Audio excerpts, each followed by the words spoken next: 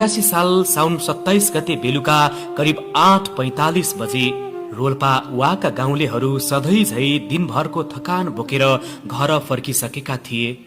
कसैले परिवारसँग बसेर खाना खाँदै थिए, कसैले खाना खाइसकेर सुत्ने तयारी गर्दै थिए, कतिपय त चिर निद्रामा परिसकेका थिए। तर त्यो रात गाउँलेहरूले कल्पना पनि नगरेको विपत्ति बोकेर आयो। एक गाउँमाथिबाट ठूलो आवाज सहित आएको पहिरो बस्तीमै पस्यो। केही सेकेन्डमै घरहरू पुरिए, परिवारहरू छुट्टिए। वर्षौंदेखि बस्दै आएको बस्ती मृत्युको कहाली लाग्दो मैदानमा परिणत भयो। जुन परिवार केही क्षण अघि मात्रै एउटै कोठामा बसेर खाना खाइरहेको थियो, त्यही परिवारलाई पहिरोले एकैछिनमा बगाएर लग्यो। कसैले आफ्ना प्रियजनलाई बचाउन समेत पाएनन्। न चिच्चाउने समय मिल्यो, न भाग्ने समय। त्यो रातमै पहिरोमा परि 3 जनाको मृत्यु भएको खबर आयो। थप 10 जना बेपत्ता भए। गाउँमा सन्नाटा छायो। आफन्तहरू रातभर निदाउन सकेनन्। कसैको आँखामा निद्रा थिएन, केवल आफ्नो मान्छे फर्किने आश थियो। भोलिपल्ट बिहानैदेखि बेपत्ताको खोजी सुरु भयो। खोजी गर्दै जाँदा बेपत्ता 10 जना मध्ये 5 जनाको शव प्युठान स्थित माण्डवी नदी किनारमा भेटियो।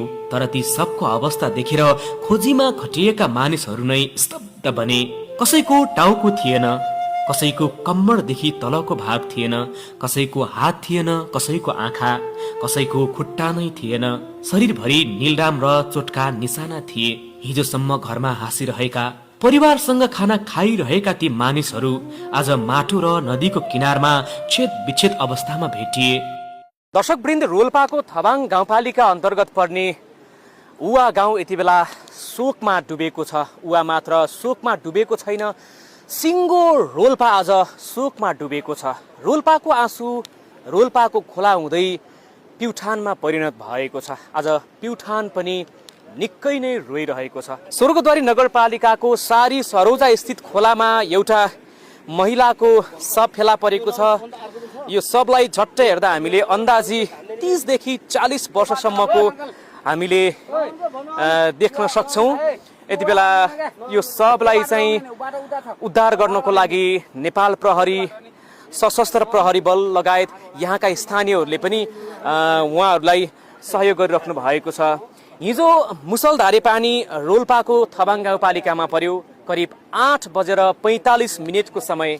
सुनसान गाउँ, त्यसमाथि सबै घर परिवारले खाना बनाएर खाना खाइसके पश्चात मिठो निद्रामा रहेको उवा गाउँ आज बिहानीको त्यो मिरमिरे घाम देख्न नपाउँदै